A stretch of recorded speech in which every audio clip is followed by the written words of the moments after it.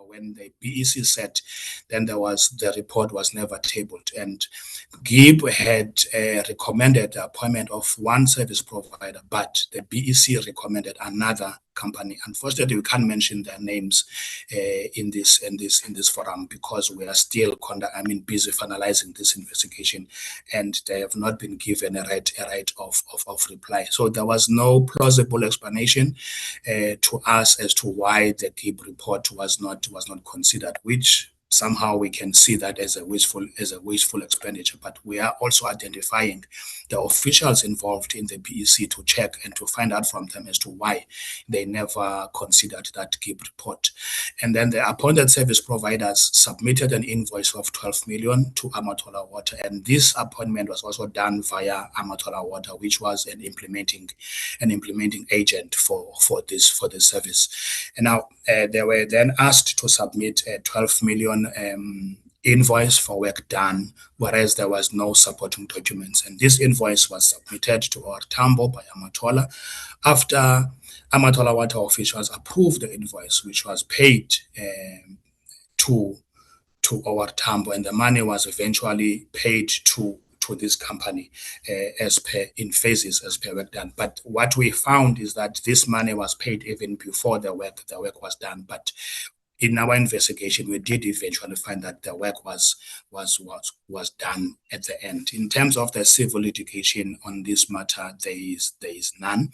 We are in the process of preparing disciplinary referrals against the 3 officials and also against 4 officials on which are employed by Amatola Water, who was the implementing agent. One of the challenges, as you will know in my last slide, Chairperson, is that the challenge we have here with the criminal matters, which was also a challenge for our entire investigation, is that whilst we were conducting this investigation under proclamation, the Hawks had already investigated. As you will see, the case numbers, there are 2020. Those case numbers, one in Mthatha case, which is for the Mthatha officials, and there's also a Cambridge case, which is in East London, also around July 2020, to deal with the 3 officials and also the other officials at Amatola, including service providers. The main challenge we had there was we struggle with the information, because the information from time to time we're told is with the Hawks. We go to the Hawks. The Hawks says, no, the information is back with the municipality. So there has been that kind of a struggle.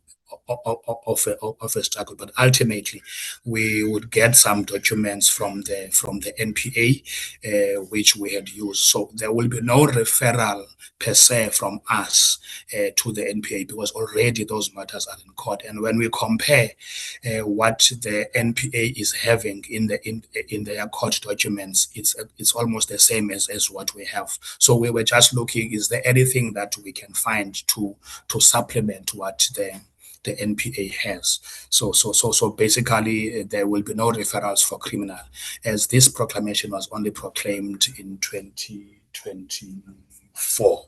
So, but the case has been ongoing since 2020. We can move to the next slide.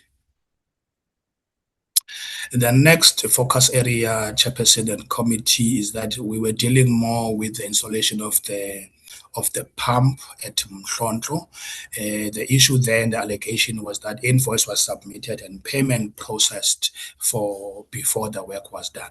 What we found here, Chair, is that the company called Jack's Plant was hired, was appointed to install pumps on three sites.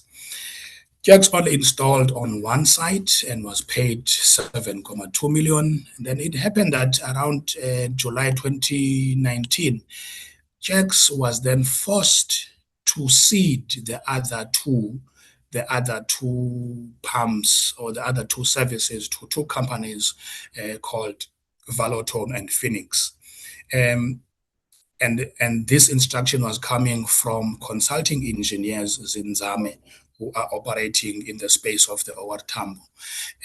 I'm saying, Chairperson, they were forced because the tender was awarded to them. And when they tried to complain, unfortunately, the former MM, which is unfortunately the deceased Councillor Hlazo, is the one who intimidated Jacks to cede those projects to these two companies. So I think there we are dealing more with how those two companies were appointed, which we found to have been irregular.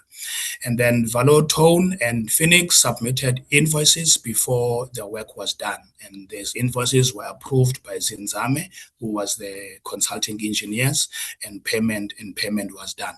The service providers did perform the work, but they only performed the work after we had started our investigation. Once they saw that there was investigation ongoing, then they started to go and install those pumps. But that doesn't take away the fact that payments there were done even before work was done. In terms of the outcomes, Chair, the SIU is preparing evidence to refer to case assessment for our civil litigation with the possibilities of referring the matter to the special tribunal. We want to recover 3.1 million from the two service providers.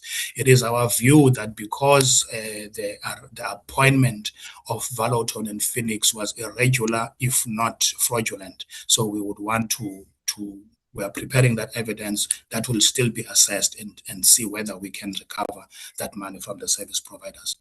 In terms of the disciplinary, we are in the process of finalizing referrals against the three officials in the OR Tambo. We are still going to give them a right of reply. We had interviewed this of a number of officials. However, before we send the referral letters, we still needed to give them a right of reply based on our findings. And again, as mentioned, the Hawks are already investigating these matters, and these matters are in court as the case numbers that I've referred to earlier on. Next slide. Another focus there are now, what we have decided to do, Chair, was to do the investigation in phases. So now what I've just reported are the two phases that we are almost complete. We are 90% on them. And now then we have then started with the phase 2 of the investigation, which has started in January this year, which we are hoping by 30th of June we will be finished with this whole investigation. The final report to the President will be submitted by 30th of June. So these are the matters that are still under investigation, which is the appointment of the Nasonke engineers. This is now for the construction of the Mkanduli water scheme. Some work has been done here where Nasonke was appointed to build 4 reservoirs. We have found preliminary that around April 2019, 30 April 2019, they were paid 10 million. If they were appointed on the 2nd of April and then within 30 days, or less than 30 days, then received their payment for work without any supporting documentation. We are still following up on this. That is why at this stage there are no referrals or outcomes, as we're still trying to find out as to how did that payment happen, what is the paperwork, what was submitted for them to have received that money 30 days or less than 30 days after they were appointed. We can move to the next slide. It's also, this one deals with the electrification of the Mthatha Dam. In this one, no finding yet, as the investigation is still ongoing and the team is analyzing documents. So these are the ones that are now on phase 2 of our investigation. We can move to the third slide, which should be the last focus area. Again, this is also, if you will notice again, Kwalo in this one for the Mkanduli water scheme, and this time around is Kwalo Construction, also appointed on the 2nd of April 2019. And again, the same company submitted an invoice on the 30th of April. So you can see the same, the modus operandi here, that companies get appointed on the same date and they receive payment on the same date for work that is not being done. We are still at the stage of conducting that investigation. Next slide.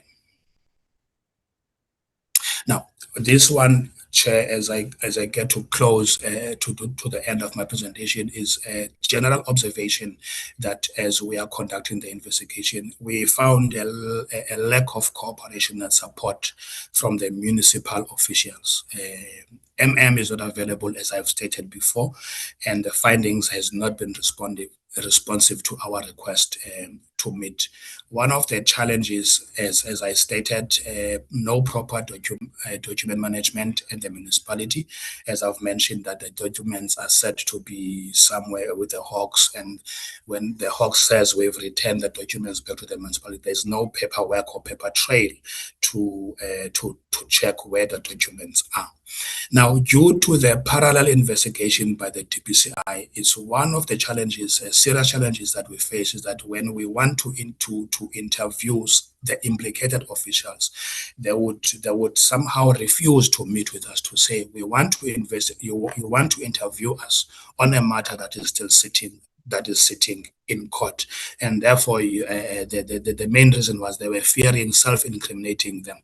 We had discussed and debated this amongst ourselves as to exactly what do we do. Do we force them to come and meet with us and come and self-incriminate themselves? But at the end, we've then agreed that let's subpoena them to come to meet with us so that we can get answers, because ours is not for criminal. Ours is more to collect evidence that we may use for disciplinary or civil litigation process. So those were the main challenges, but the main one was the non-cooperation, even from the municipal manager during our investigation. And we can move to the next slide. In terms of matters under business development with the OR Tambo, around 2025, we received anonymous whistleblower on 13 companies that were awarded by OR Tambo, where it was alleged the mayor and the councillors have links with companies and benefited. The whistleblower identified cars, properties bought with this illicit fund. We do have some credible or plausible information that we can use to build our case. We then requested the as we normally do. We send a request for information, which he had acknowledged and promised to provide the information. However, to date, we have not received a single document on that. We have sent a lot of emails to remind him, but there is no cooperation. To date, he is avoiding us. I'm talking about the and the information is not with us. In February 2025, SIU has since requested intervention. It's actually February 2026, where we have sought the COGTA to assist us, and we are awaiting a response. And yes, indeed, COGTA did write a letter to the municipality to request them to cooperate. However, it seemed that from what we're getting from COGTA, they are also struggling with to get to engage with the OR Tambo officials. So we are still waiting for the information to deal with those allegations. Next slide.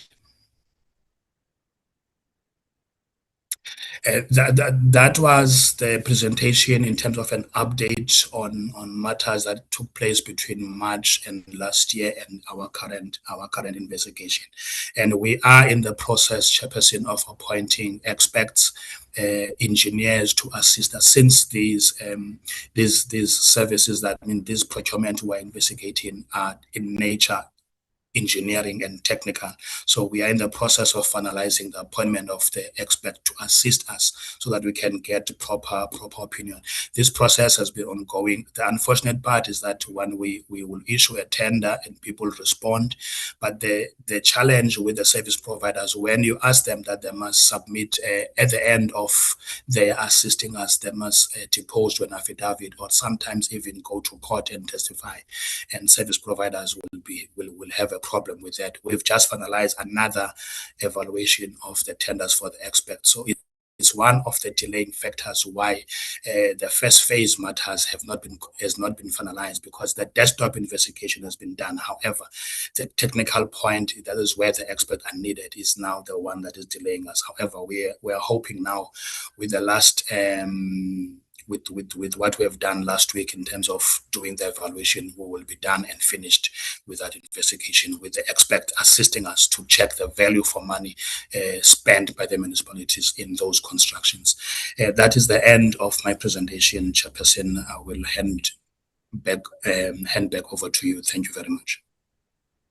No, thank you, Mr. Koya.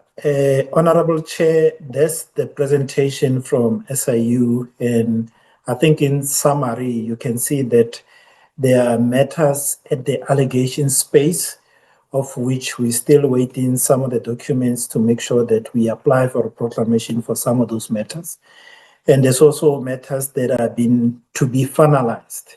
And from what I have noted, it's we planning around June that most of the matters will be finalized. And also, we also tracking some of the consequence management. As you have noted that we have referred the DC, the criminal, and I think we'll continue to track to see whether how is it that we can able to assist with the implementation of the consequence management. But otherwise, I think so far things are going well.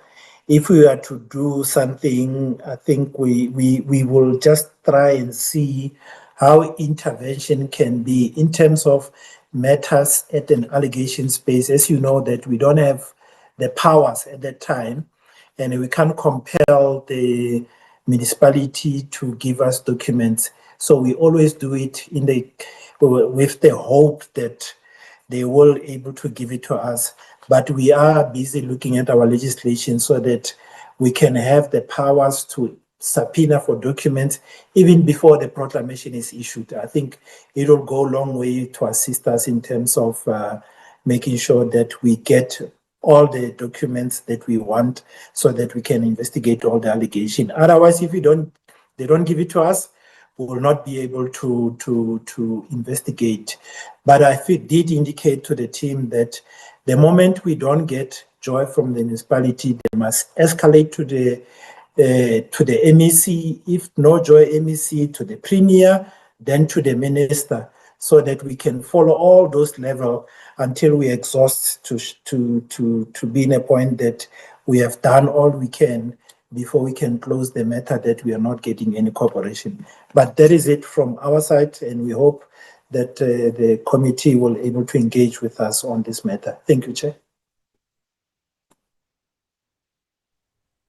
Thank you very much, gentlemen, for that presentation. I'm going to give the members an opportunity to engage, but let me just say this. So and I'm asking the members this, that since we have scheduled dates in our draft schedule for both municipal authorities to come to us, if you could, in your reflections, also think about, placing on record what officials you would like us to make sure included in the delegation, one, and secondly, which underlying documents we should ask for now already. My intention, by agreement with the committee secretariat, is to dispatch a detailed letter to both municipalities by the end of business tomorrow. They'd already been notified of what our program looks like so that they can set those dates aside. But after this conversation, we will then send them a detailed request so that we set the agenda of the meeting rather than seeing a general presentation. So let me give you, honorable members, an opportunity to interact with the SIU. And in this case, it's always questions of clarification. So I don't see any hands, but I would appreciate to see some. I do have a couple of questions of my own, but I'd appreciate the members starting the interaction. Honorable Mente, please go ahead. Well, thank you very much, Chairperson, and thank you to the team. I'm going to request that I switch off the video. Yeah, that's fine. Yeah, I think just to help with bandwidth, actually, I'll switch off myself too. The light is not so well where I am. Thank you. Good morning to everyone.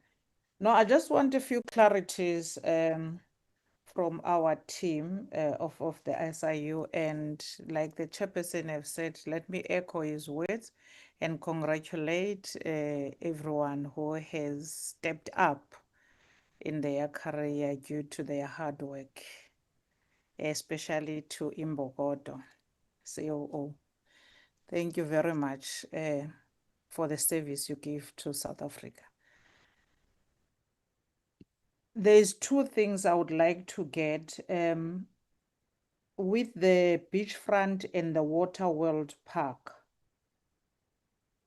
The to and from between yourselves and the AG and ultimately getting the information.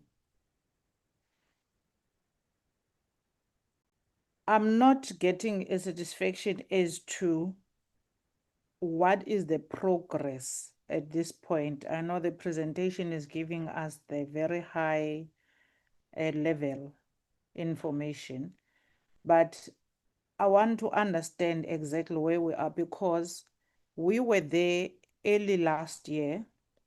We are now a year from that time.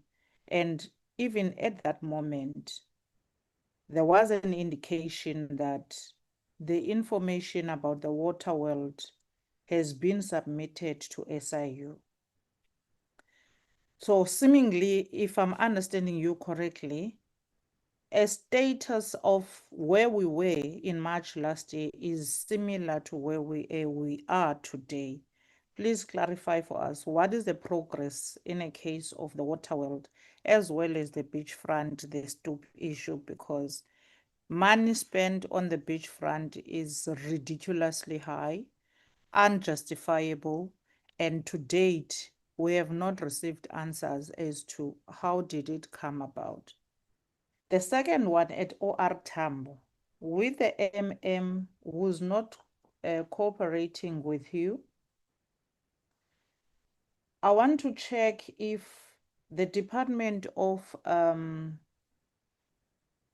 DPME, monitoring and evaluation,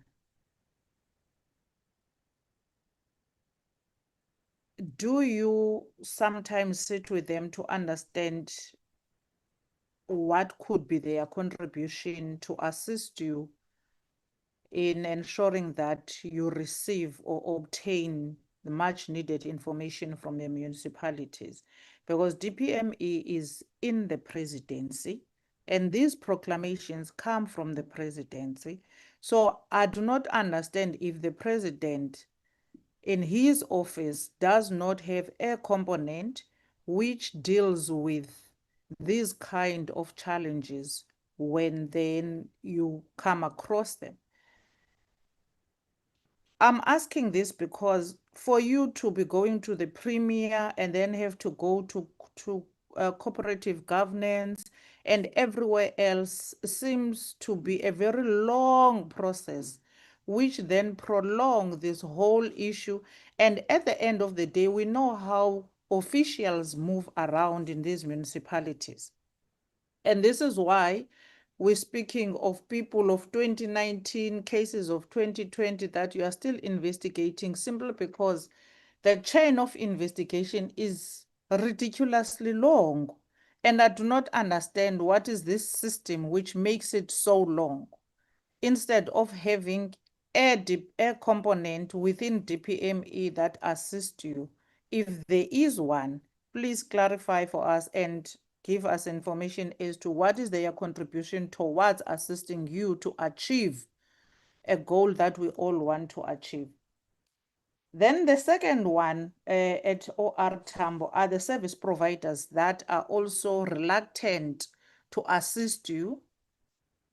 At first, they will give you information, but when you then inform them that they will have to testify in court, provide further information and everything, in your investigation and your understanding, what are the issues that are underlying in them not being reluctant and not assisting you? Because most of the time, information, especially in the Eastern Cape, There is protection fees. There are officials that are asking for 10%. There are officials that are taking bribes. Then worse, there are people being killed every day. And if we have to protect such service providers who want to assist us, but are not willing to assist simply because there's no protection after they have taken a stand in court.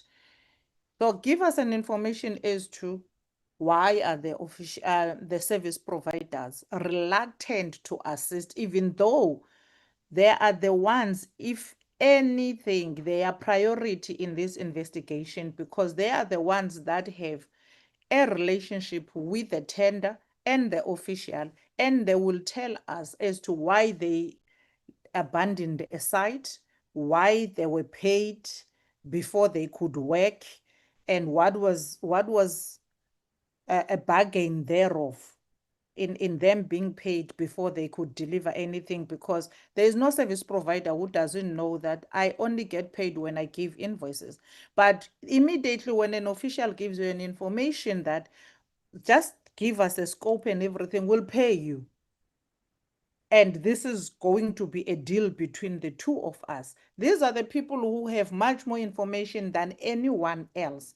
And if we can't secure information with service providers, we have a problem. Now, what is the problem and how do we deal with it? What is the sense of the investigation in them being reluctant in assisting you? Thank you, Chair.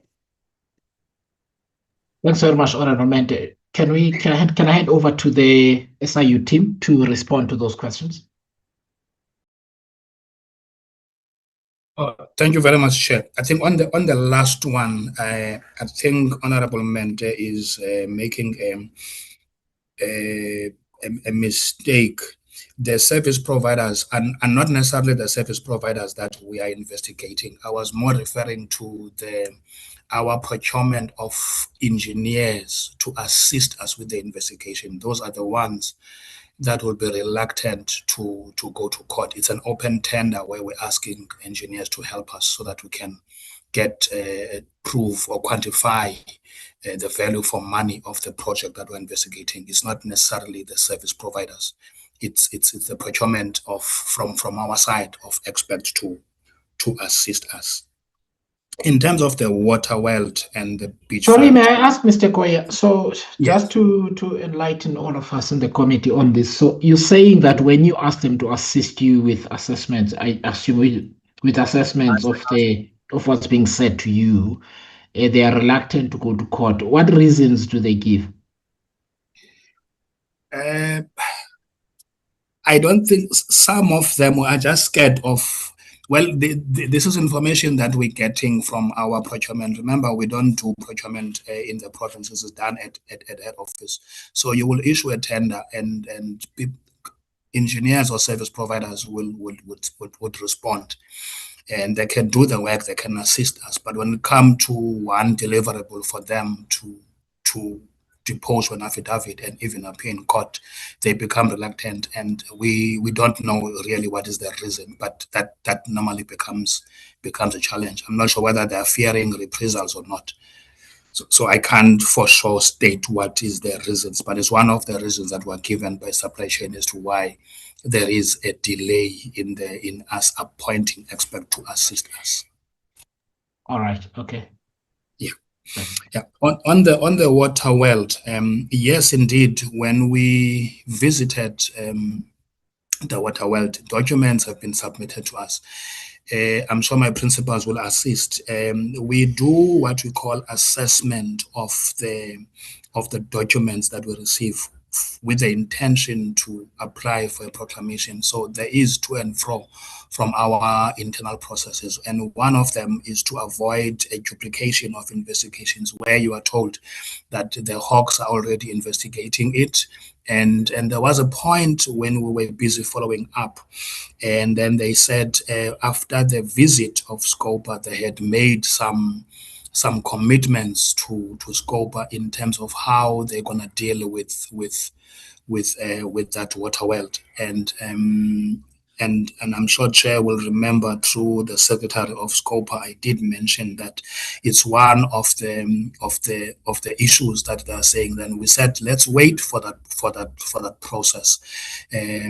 So yes, it's an assessment from our side, and because of these delays and challenges where they're not doing anything, we then said AG can assist us by issuing an MI, a material irregularity, which is referring the matters to us, which BCMDA is now at loggerheads with the AG in terms of that.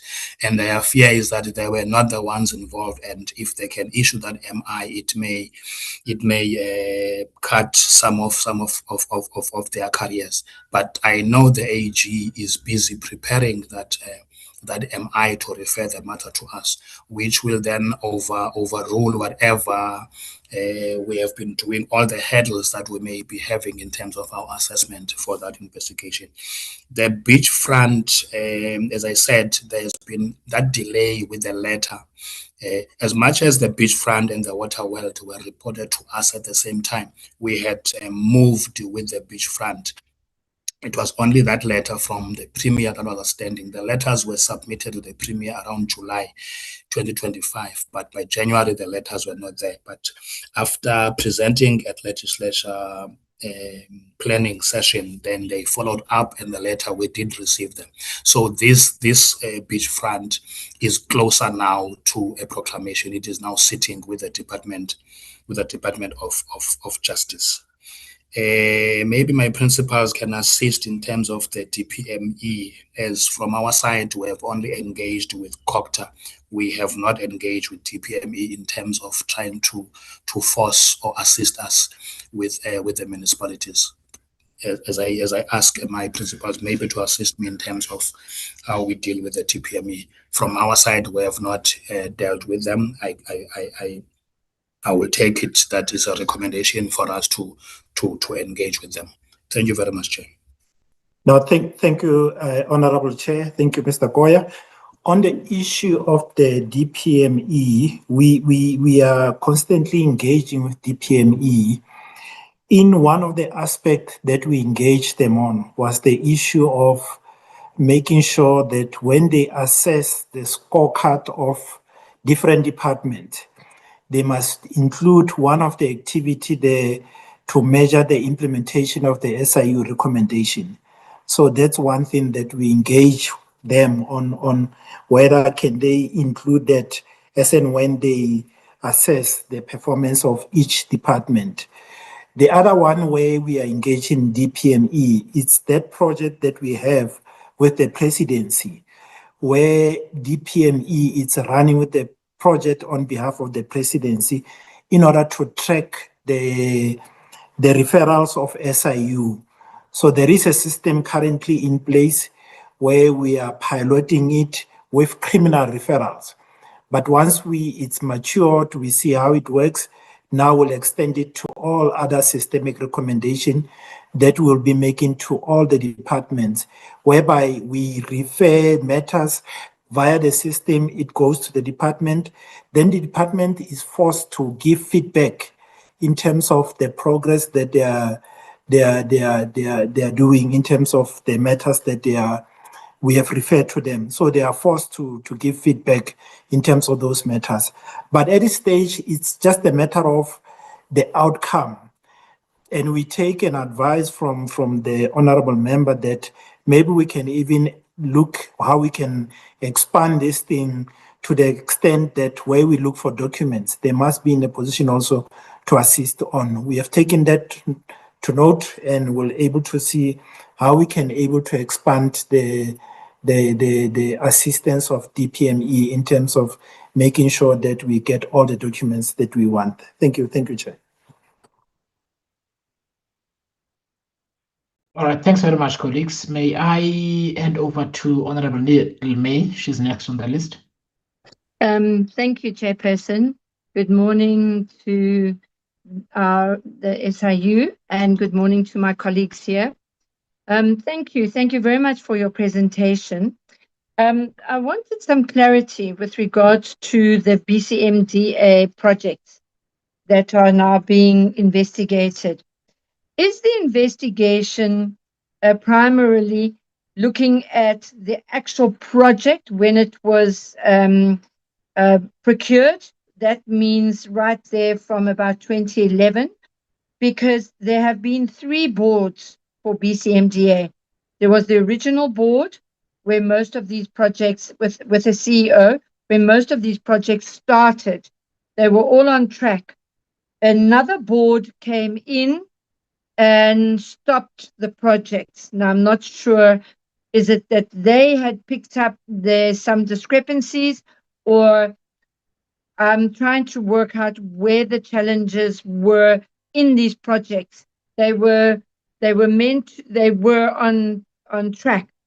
Was it the actual projects that were irregular to start off in, say, 2011, or did something happen when the second board was appointed and work was supposed to continue, or things in that line?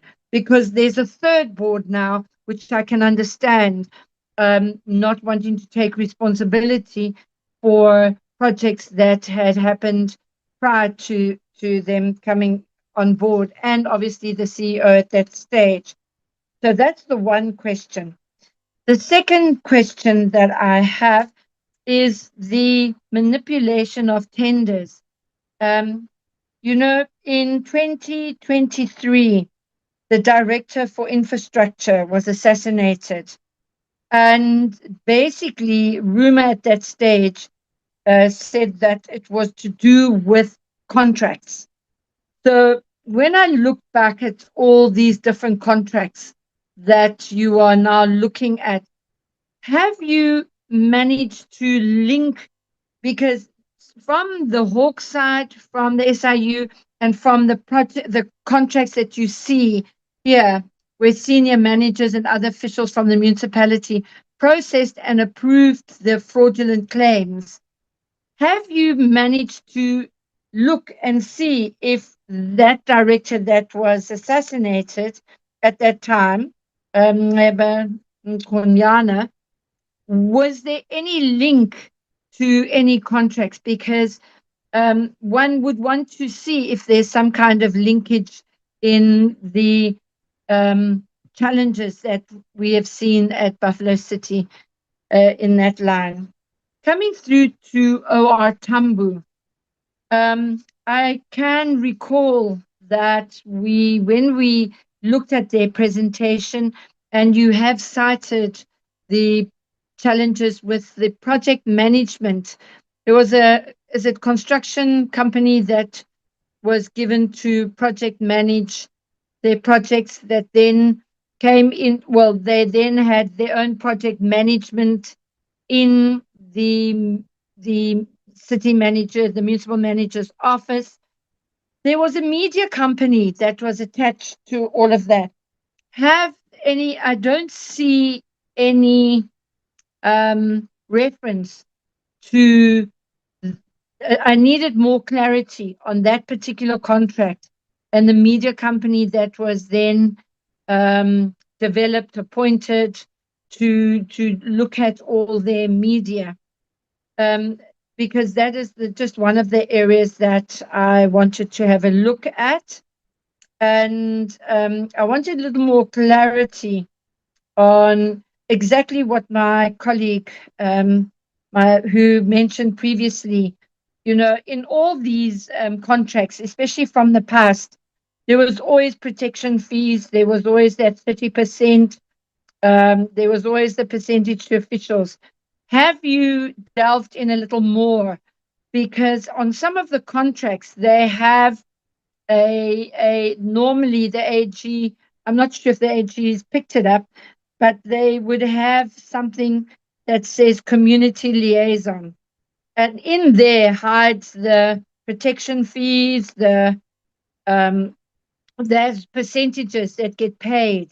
Has anybody followed the money with regards to those contracts? Thank you very much. Thanks, Honorable Nilmay. Over to you, colleagues from SIU. Thank you very much, Chairperson.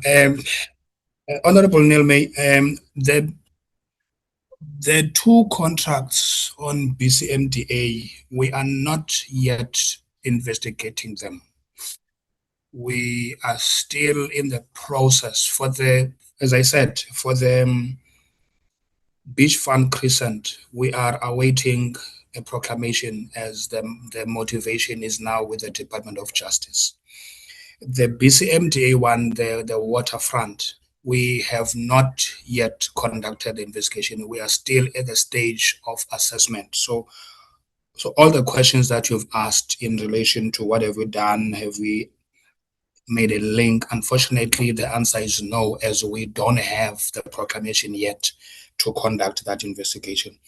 In terms of the OR Tambo, the Lazola media that you're mentioning, it's part of the criminal referrals that we've made, which the Hawks are already investigating in terms of their role with OR Tambo. As we know that we now want to recover the money, because that money was paid through a company called Ayavelisa. We are intending to recover 54 million from Ayavelisa, through which Lazola Media was appointed. But where there was criminal findings, those findings have been referred to the NPA. So yes. Simple answer. BCMDA, we have not yet investigated, so we have not made all of those links, and we are pursuing recovery of that money from Lazola Media through the contract and the civil litigation process that we're busy with against Ayavelis. Thank you very much, Chair. Chair, can I have a follow-up? Sure, quick one, Honorable Nimble. Yeah, on Buffalo City, the obviously BCMDA contracts are done through BCMDA, but the contracts that I was looking at more, where there would be some kind of linkage to the assassination, would have been those that were done through supply chain management at Buffalo City, and the challenges that were at that stage, and specifically the Zwelitsha water works. I think those were the areas. Have you looked into the Zwelitsha waterworks contract by any chance? No, Honorable Nilmay, these are not in our purview. The last time we went there was when Scopa was visiting. We have not received any allegation or reporting for us to pursue those matters. So there's no proclamation to investigate those. The only investigations that we have done and we've reported on is the COVID-19 investigation, where we've made referrals and we could not link the assassinated through that. So with those contracts, unfortunately, there is no information that we had even requested from the municipality. We would maybe have expected a formal referral, either from the municipality or maybe from Scopa after that meeting. But for now, we don't have any RFI sent to the department, to the municipality, for us to investigate the sites that we visited in March 2025. Thank you, Chair. Thanks very much, Mr. Koya. We'll talk about those when we talk about way forward towards the end of this session. Honorable Isaac, can I suggest then that next, Mr. Lekgetho and Mr. Koya, once the member has asked a question, you can just switch on your mic and come in. I will just deal with the order of the members so that we're more efficient in our proceeding. Honorable Isaac, please go ahead. Thank you, Chairperson. Good morning, colleagues and SIU. Congratulations to Leonard. Chairperson, I've more or less been covered, I think, by Honorable Mente. I maybe just want to ask a short question. Are there any current lifestyle audits now that are being conducted or are in an advanced stage? That is all I wanted to check for now. Thank you, Chair. Yes, Honorable Esak. As we do our investigations, part of the methodology is to also, in trying to trace the money, track the money, we do conduct lifestyle audits on the individuals that are identified to have benefited. So yes, indeed, we are doing that on all our investigations. Thanks. Thanks. Thank you very much. May I ask Honorable Skosana?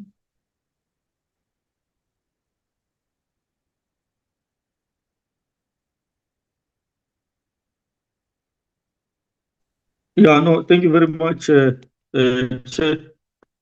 and good morning to the SIU team and our colleagues and our support team in Parliament. And I want to join you in congratulating Mr. Lekgetho and Ms. Tsesibe on their new responsibilities. We wish them all the best. Yeah, Chair, just a few questions from my side. On the issue of Mdantsane swimming pool, where they are indicating that the executive mayor told the portfolio committee that the report of Ernst & Young is with the SIU, of which, according to the SIU, that was not the case. I just want to find out as to when did that happen? When did the executive mayor inform the portfolio committee that the report is with the SIU? And which portfolio committee is that? Is it a provincial? Okay, I know in the provinces they call them select committees, I think. Which portfolio committee specifically is that? Because I just want to check the issue of dates as to when did that happen. Secondly, on the issue of Water World Fun Park project, I see that you are saying that you are still awaiting the performance audit information from AGSA since early last year.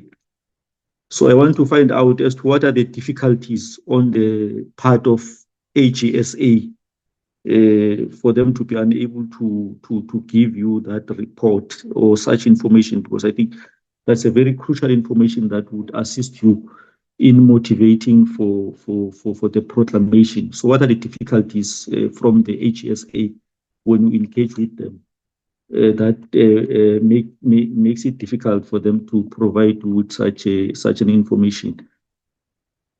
And number three, with regard to water trucks corruption tenders affecting Kaiser Beach, want to know what is the nature of those allegations. And then I think we're also indicating here that it has been a year now, still awaiting a report from the PA of the MM, who promised to give you a report in that regard. I want to find out as to what recourse do you have in situations like this. I mean, because I think it's a period of a year since you are waiting for that report. And I'm just wondering if, I mean, a public official can just stay for a year without giving you a report after having made a commitment that he or she is going to give that report to you on behalf of the office of the MM. As to what recourse as the SIU do have in dealing with such matters. Because I think if a matter like this is left unattended, I think it will set a very wrong precedence even to other public officials and the general public, that you can just ignore SIU if you don't want to submit a report that they've requested. If you want to, you can just ignore them and not submit such a report. And then coming to OR Tambo District Municipality, on the project of the construction of the Signal Hill Reservoir, where you are indicating that GIP has recommended a certain contractor. However, the BEC of OR Tambo District Municipality decided to disregard that recommendation and then appointed a different contractor. I want to find out what is this GIP, number one. Number two, what is their relationship with the OR Tambo District Municipality? Are they a private company appointed to do the evaluation? If yes, it's a private company appointed to do that, then how come can then the BEC and then when that private company has already done the evaluation, then decide to disregard those recommendations? What is the nature of the relationship between OR Tambo District Municipality and this GIP? And is this GIP a private company? What nature of work are they doing? And then lastly, the issue of the lack of cooperation by the municipal manager of the OR Tambo District Municipality, where you are indicating that most of the time he is unavailable and he does not cooperate with you. I just want to check as to whether did you elevate this matter to the executive mayor as the immediate supervisor of the municipal manager? Those are my questions, Chair. Thank you very much. Thank you very much, Honorable Skosana.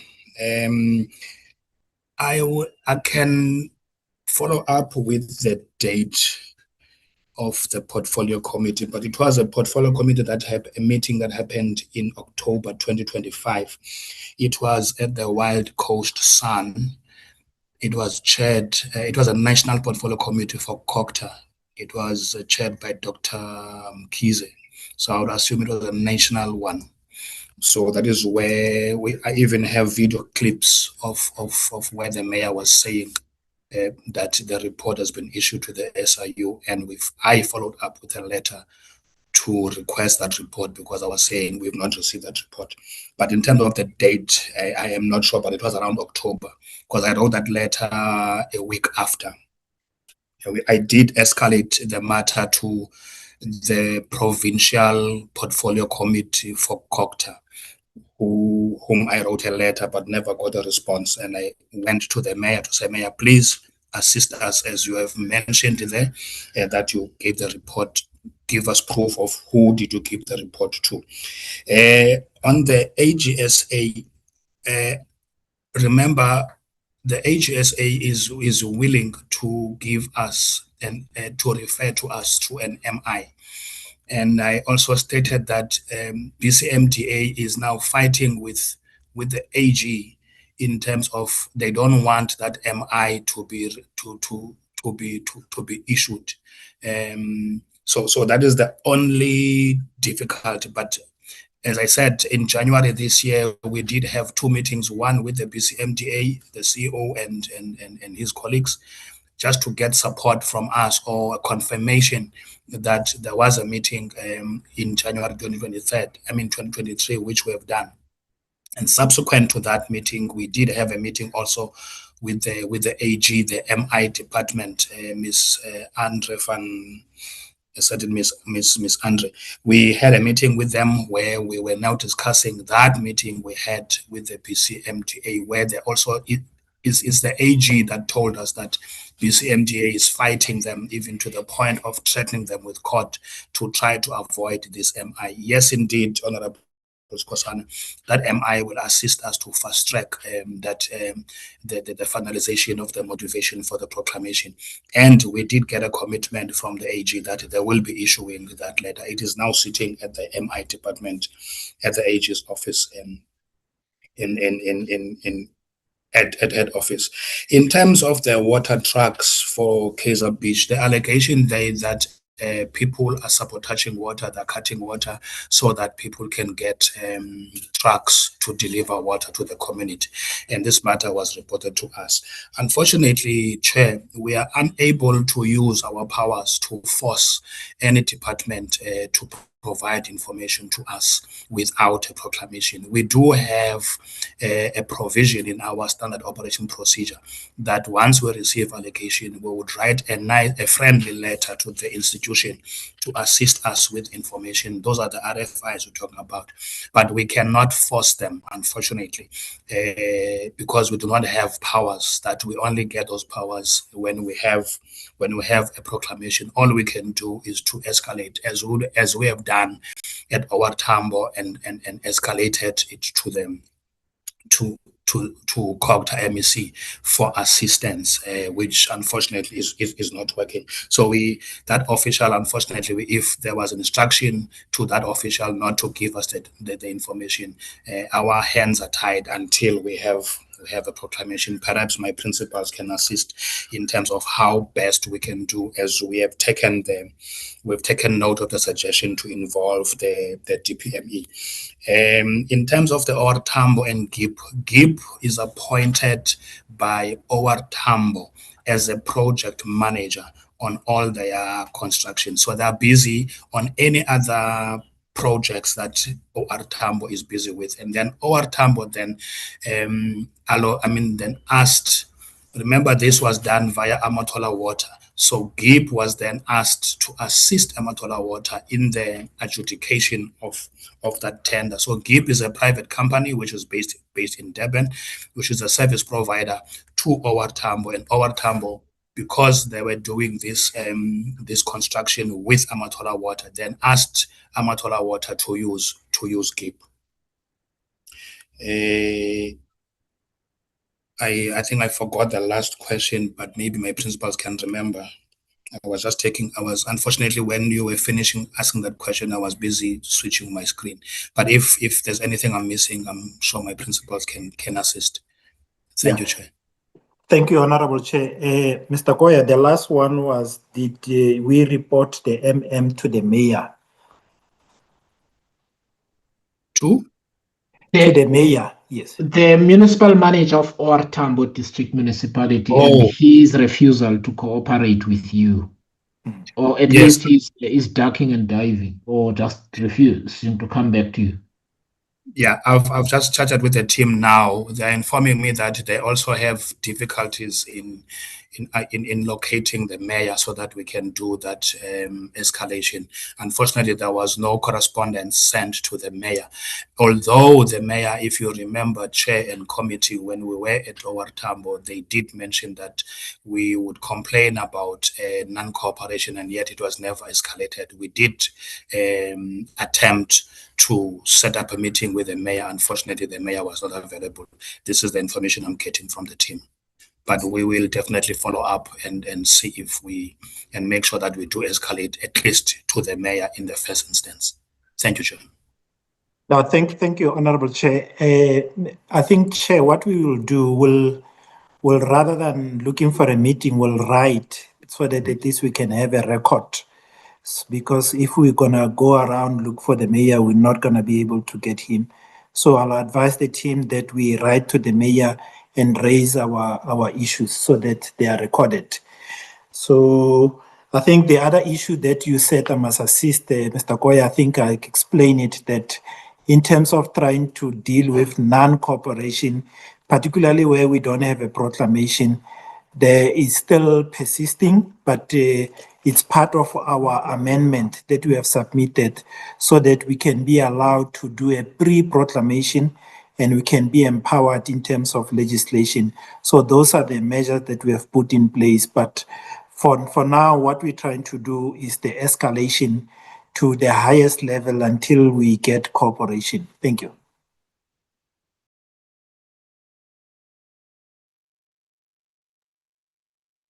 All right, can I just ask, so in your attempts to reach the municipal manager, where was that in writing also? Yes, Chair, it was in writing. Okay, if you could please, if it's okay, just forward us the letters that you sent to the municipal manager, because our intention is to determine the issues they need to answer to. So we want to be able to write a detailed invitation. We will do, Chair. Thank you. All right, thank you so much. Honorable Nandenja. Thank you, Chair, and we welcome the presentation. Chairperson, I'm mostly covered by my colleagues. I just have one question that I'm going to ask. Is in relation with the referrals to the accounting authorities for disciplinary action. I would like to understand, was it necessary for the city manager to now appoint Wesley Pretorius and associate to further investigate? One would assume that the SIU had done the investigation and handed over the report to the city manager and them all. And also to say 2 out of 10 got an interdict. Was the interdict only talking to the 2, or it meant that the process against the other 8 cannot proceed as well? Thank you. Thank you very much, Honorable Nondenja.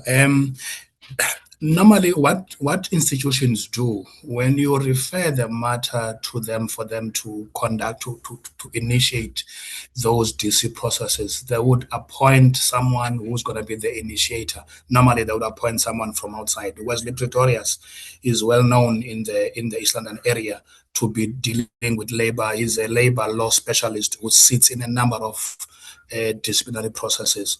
So I'm not sure there's something wrong with that. Normally, remember, they must also assess the evidence that we submit. They will also draft charges, because we do not draft charges on their behalf. So I'm not sure if there's anything wrong with them appointing Wesley Pretorius in that process. Yes, there's only 2 members, which is Goseka and the other one, and Mbula, that have interdicted. But that's the information that we got, is that they have now suspended the disciplinary process. As to whether they are continuing against the 8, we can find out, and we can follow up on that. But for now, we know that there is no DC process that is ongoing against those 2. But we can check about the remaining 8. Thank you, Chair. Thank you very much. Let me just be certain that there are no members with follow-up questions, just to be sure. Honorable Isaac, I see a hand. Is that an old one, or is that a new hand? Okay, that's an old hand.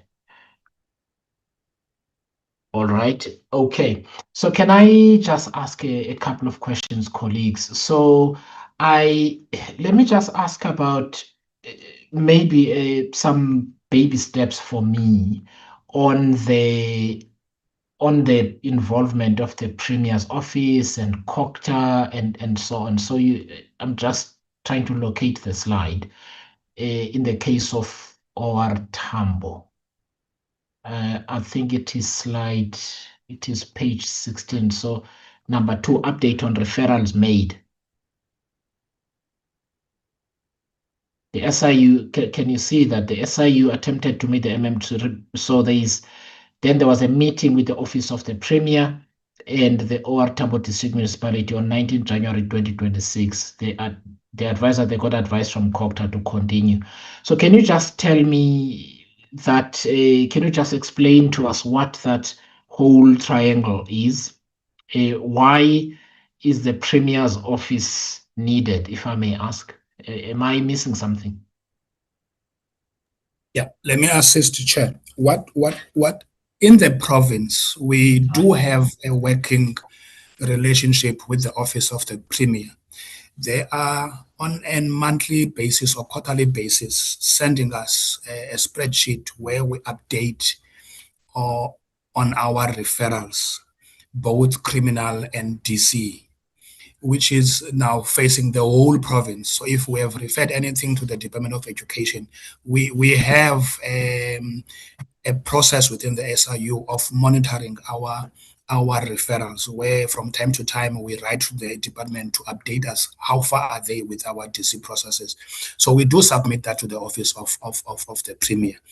And then the office of the Premier, on our behalf, would then make follow-ups, because they do also have a mandate to ensure that they are following up on those referrals. And this is also emanating from a request we made through the Eastern Cape Legislature scope